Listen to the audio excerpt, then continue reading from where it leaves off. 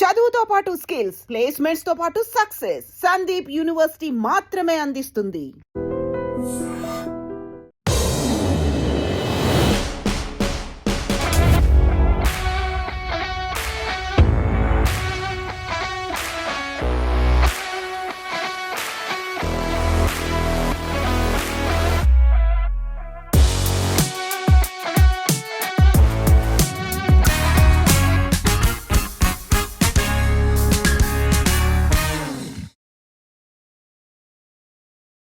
నమస్తే రమగారు. నమస్తే జయ.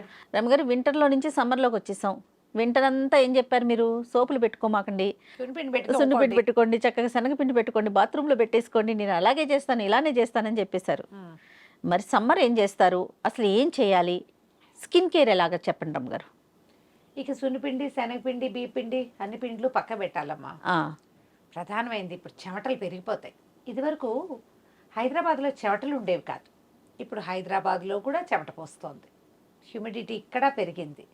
అంటే ఏమనాలి, రకరకాల వాతావరణంలో కొంత మార్పులు వచ్చాయి. పూర్వం అంతా కొండలుగా ఉండి చలిగా ఉండేది. అవును, అస్సలు చెమట పోయేది. హైదరాబాద్ వస్తే చెమట పోసేది కాదు. మనం బందర్ నుంచి వచ్చేవాళ్ళమా, అసలు ఎంత హాయిగా ఉన్నట్టుండేది. ఇంటికి వెళ్ళగానే మళ్ళీ చెమటలు పోసేది.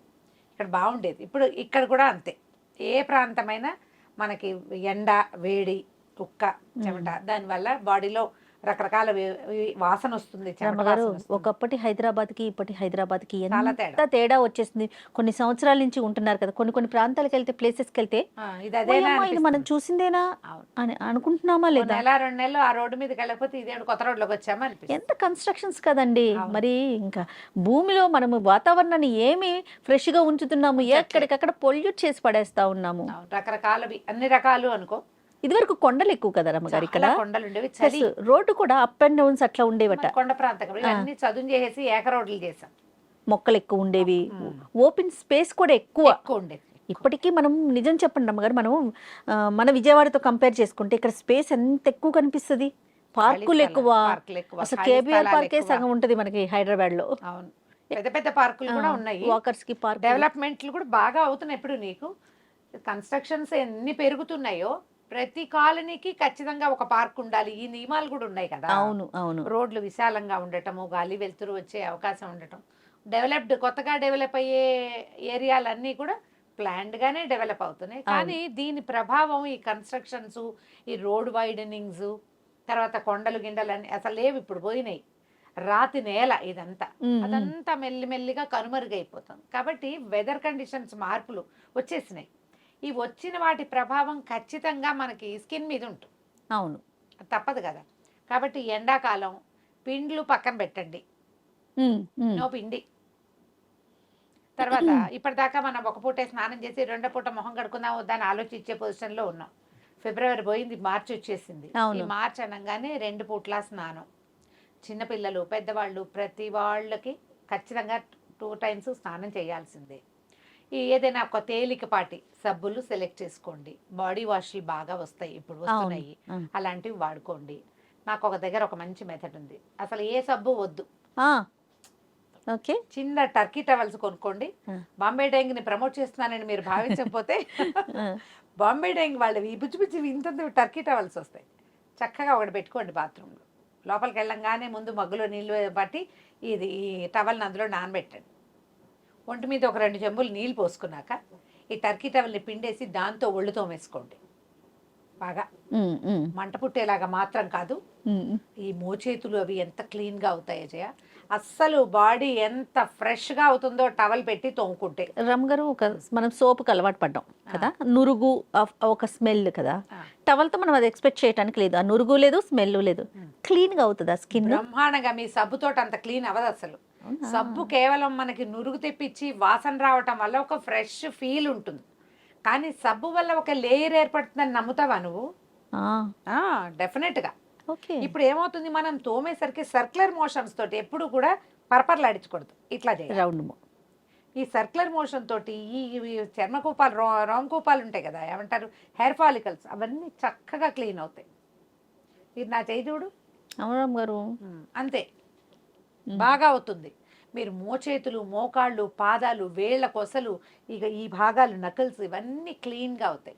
ఓకే. కావాలంటే ఒక పూట ఏదైనా సబ్బు పెట్టుకోండి, మార్గో లాంటివి, తర్వాత నీకో లాంటి కొన్ని సబ్బులు ఉంటాయి.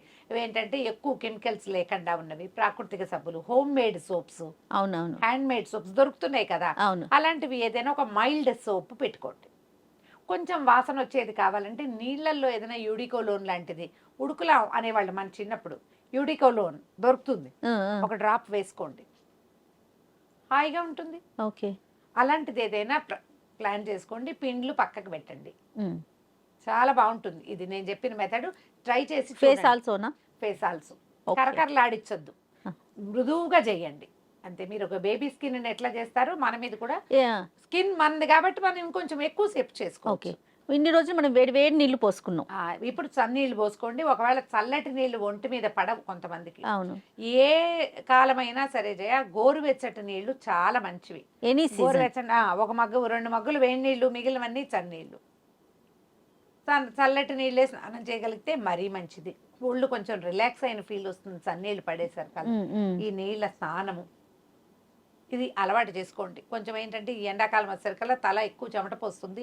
వారానికి 2 సార్లు తల రుద్దుకునే వాళ్ళు ఇప్పుడు 3 సార్లు రుద్దుకోవాల్సి వస్తారు, చెమట అవును. పెరిగిపోతుంది కదా. అవును, అవును. వీటి మీద ఆలోచించండి. వట్టివేరు అలాంటి వట్టివేళ్ళని మనకి బజార్లలో దొరుకుతాయి, మన ఆయుర్వేదం షాపులు వాటిలలో దొరుకుతాయి.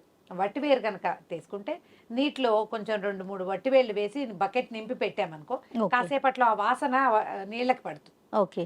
ఆ నీళ్ళు పోసుకోండి, చాలా హాయిగా ఉంటుంది, వాసన వస్తుంది. చిన్నటి చాలా సన్నటి స్వల్పమైన పరిమళం, ఉమ్. హాయిగా ఉంటుంది, ఒంటికి చల్లదనం వస్తుంది. దీన్ని జ్ఞాపకం పెట్టుకోండి ఒకటి. తర్వాత అతి వేడి నీళ్లు లేదా అతి చల్లటి నీళ్లు తాగద్దు. వేడి వేడి కాఫీలు వద్దు, అలానే చల్లటి డ్రింకులు కూడా తాగబోకండి. ఉమ్. ఇదొకటి. తర్వాత మనం గంజి వారుస్తారు చాలా మంది ఇళ్లలో. ఆ గంజితో తల ఒళ్ళు రుద్దుకోవచ్చు ఎండాకాలం, ఒళ్ళు రుద్దుకోవచ్చు. నేను తలకి అంటే ఇది వరకు కుంకుడికాయలు చేసేటప్పుడు రమ్మగారు ఆ, గంజి పోసుకునే కొట్టి గంజిలో దాంట్లో నానేసేవాళ్ళు. నానబెట్టుకొని చేసేవాళ్ళం. చేయొచ్చు. నేను చేసేదాన్ని రమ్మగారు. అదే ఇప్పుడు నువ్వు కుంకుడుకాయ అన్నావో అదే చెప్పబోతున్నాను నేను. ఈ కాలంలో మనకి ఒళ్ళు పేలిపోతుంది చాలా మందికి. ఆ. మనకి కాస్త చెమట ఎక్కువ పోసే ప్రాంతాల్లో ఎక్కువ. ఓకే. హైదరాబాద్ లాంటి చోట కొంచెం ఒళ్ళు పేలటం కొద్దిగా తక్కువ. తక్కువ. ఈ ఒళ్ళు పేలుడికి పిల్లలకి ఏం చేయాలంటే కొబ్బరి నూనె రాయండి ముందు. ఓ లేయర్. స్నానానికి ముందు కొబ్బరి నూనె రాయండి. ఓకే. నూనె రాసుకుంటావా సీజన్లో అంటే 100% రాసుకోవాలి. మీకు ఒళ్ళు పేలింది అంటే అదే ఏమంటారు దాన్ని, చెమటకాయలు. చెమటకాయలకి 100% కొబ్బరి నూనె మందు. Okay. కొబ్బరి నూనె రాసుకున్నామా, తర్వాత స్నానం చేసేసేయండి. Okay. మామూలు సోప్ తోటే, మీరు మైల్డ్ సోప్ ఉంది కదా పోతుంది అది. కొబ్బరి నూనె, సబ్బు, ఓకే. నీళ్లు. చిన్న పిల్లలకి కూడా చక్కగా కొబ్బరి నూనె తోవేస్తాం, నూనె ఎలాగో పోతుంది. అవును. ఆ చెమటకాయలు వచ్చే లక్షణం ఉంది కదా, అది తగ్గిపోతుంది. మేమేం చేసేవాళ్ళం అంటే ఈ సీజన్లో ఎండాకాలము కొంచెం చిన్న ఒక కుంకుడుకాయ బాగా నలిపి కొద్దిగా నురుగు తీసి దాంతో ఒళ్ళు తోమేవాళ్ళం పిల్లలకి. నిజం, చాలా బాగుంటుంది అది కూడా. ఓకే. ఎక్కువ ఇంత నురుగు తీసి పరపరలాడించద్దు, లైట్ గా తోముకుంటే గనక మీకు నురుగు వల్ల వచ్చే సుఖం ఒకటి ఉంది చూడు, అవును, సబ్బు అలవాటు అయింది కదా, అవును. కుంకుడుకాయ వల్ల అది లభిస్తుంది. Okay. కొంచెం డ్రై అవుతుంది, ఎక్కువ చెమట పోయదు. బాగా డ్రై స్కిన్ వాళ్ళు మాత్రం దీన్ని ముట్టుకోవద్దు, ఆయిలీ స్కిన్ వాళ్ళు దీన్ని వాడచ్చు. ఓకే. బాగా పనిచేస్తుంది, బాగుంటుంది. తర్వాత కొంచెం స్వల్పంగా గంధం తీసుకోవటం, చెక్క గంధం, గంధం తీసుకొని గంధం రాసుకోవటము, చిన్న చిన్న ఫేస్ ప్యాక్లు వేసుకోవటం. ఫేస్ కి రాసుకోమన్నారా? Face కి రాసుకోండి. పాలల్లో కలిపారు రమ్మగారు, వాటర్ తోనా? పాలొద్దు, నీళ్లతోటే. రమ్మగారు అవునా? ఆ. నేనేం చేస్తా, గంధం అరగదీసి పాలతో రుద్దుతాను చెక్క మీదే. ఎప్పుడు నువ్వు బాగా డ్రైగా ఉన్నప్పుడు అట్లా. ఇప్పుడు ఈ సీజన్ చెమట సీజన్ కదా, ఓకే. గంధం ఒక లేయర్ అట్లా పల్చగా వేస్తే క్షణాల్లో ఆరిపోతుంది. ఈ పై చెమట రంధ్రాల్లో ఉన్న తాలూకు ఆ తడిని అది లాగేస్తుంది. మొహం చక్కగా నున్నగా తెల్లగా అవుతుంది, మంచి సుగంధం భరితమైన వాసన వస్తుంది. తర్వాత ఫేస్ పౌడర్లు అవి మంచివి సెలెక్ట్ చేసుకోండి, లైట్ ఫ్రాగ్రెన్స్ ఉండాలి. ఘాట్ అయిన వాసనలు దుమ్ముగా ఉండేవి కాకుండా బాగా సన్నటివి, అతి మెత్తగా ఉండేది.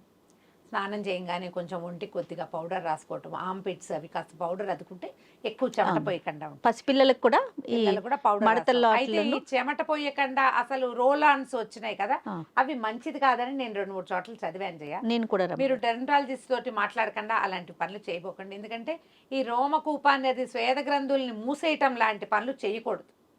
చెమట ఎందుకు పోస్తుంది, బాడీ తన లోపల ఉన్న వాటిని రిలీజ్ చేసేస్తుంది. నువ్వు మూసేస్తే ఎట్లా దాన్ని? అవును, అవును కదా, మూసేసి లోపల ఉంచకూడదు. జాగ్రత్త వహించండి, బాగా వాటర్ ఇంటేక్ పెంచండి.